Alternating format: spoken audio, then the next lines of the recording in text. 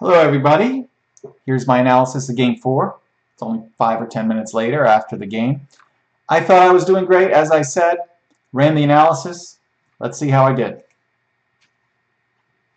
Okay. No very bad moves. Green means questionable, and blue means that he definitely thinks it was a bad move. So as you've seen on the other matches, typically I think this is great. Only 3 moves that are less than perfect out of 30 moves or so, a 30-move game. I think that's very good. 90% perfect, 10% almost perfect. But for some reason, these one-point games, I've been scoring very low on how well Gammonbot thinks I do in terms of rating. So let's see. Intermediate, very good. This is weird. Intermediate, but 1554. 1554 is not so hot. Intermediate is very good. Intermediate on checker play, and there was no luck. Okay.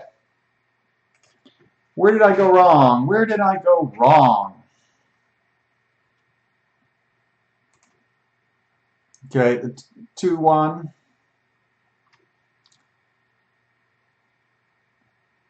Okay, so I got knocked back with that great 6-4 roll. I'm already down to 41%.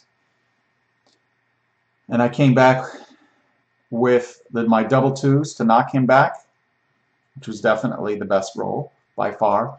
And I moved up to 46%. So I'm still the underdog, but it's, you know, it's a tight game right here. And with the 5-1, I'm winning. So I'm winning 4 moves in. Oh, by the way,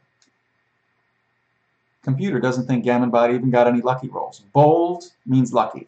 Nobody got a very lucky roll. I think he was lucky because I think I was really dominant. Okay, so 6-5, 22-11. I made it down here, here, to here. And we're still at even, 4 rolls in.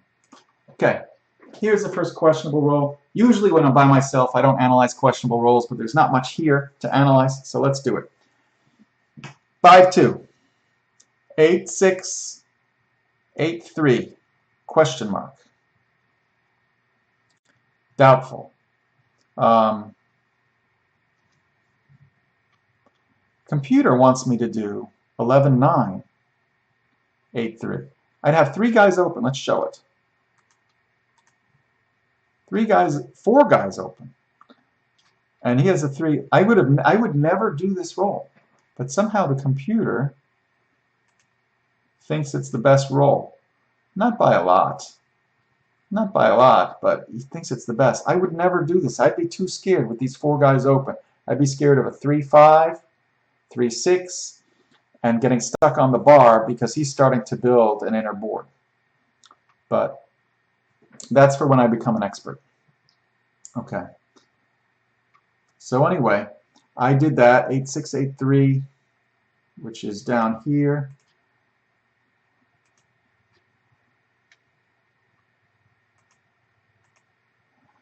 And at this point, still even match, 6 moves in.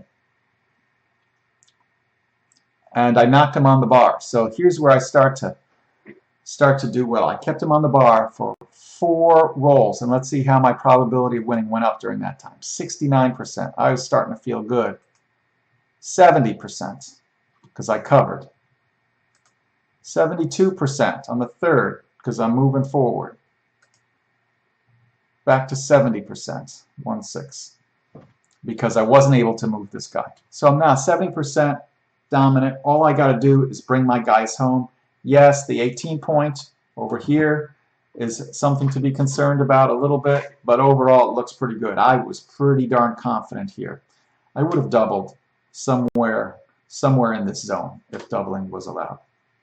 Then my next roll, double 3s. I made a mistake.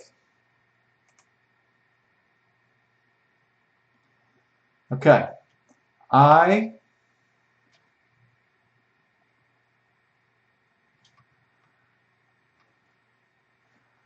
had one guy out here. I said, I'm going to hit.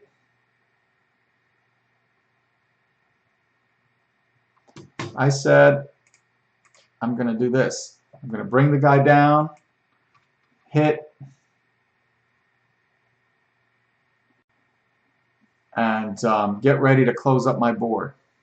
Remember, I expressed a little concern, but I have guys back here, but I want to close up my board more. I made this a priority, closing the board. Computer didn't like it. Let's see what the computer wanted me to do. Leave that guy open, but make it easier to get these guys home.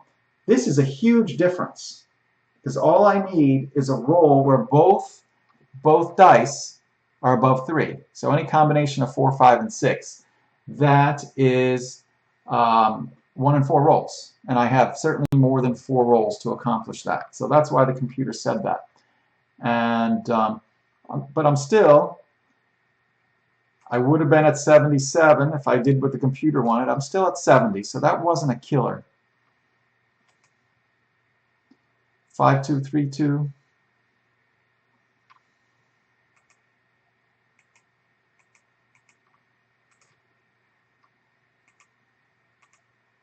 So I made the next point there, and I'm up to 80 because it looks like I'm going to pin him. He got in, bar 24, and then he sets things up.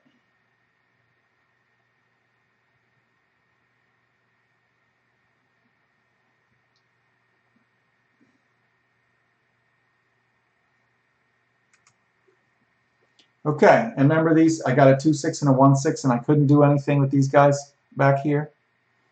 So my 4-3, that was a big mistake. He says I should have knocked him back. Should not have been scared of a 4-point wall, because I have a 5-point wall. And that's actually, now that I think about it, common wisdom. When you have the better wall, you want to go mano a mano on the hitting blots, because it's more likely that he's going to spend time on the bar than you are. Anyway, that was worth a 7-point loss, 7 percentage point loss right there.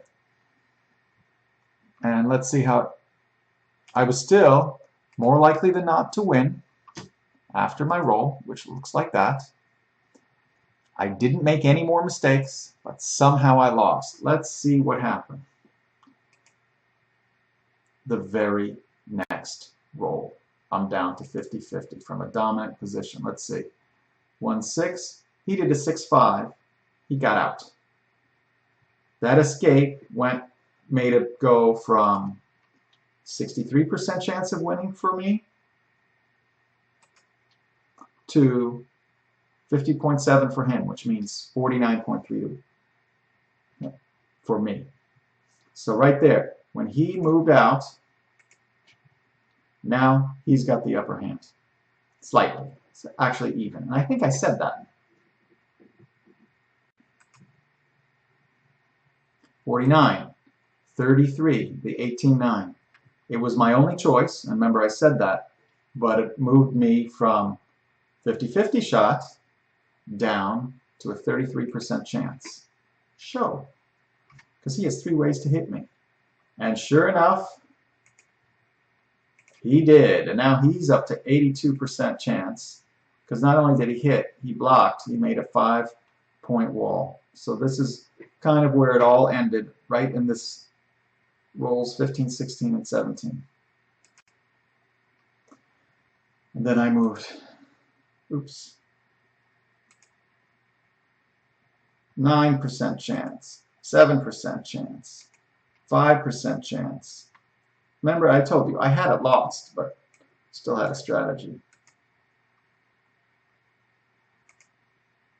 So, and he's up to 95%, 95, 96, 97, 97.9. He has a guy in, I still have a guy on the board.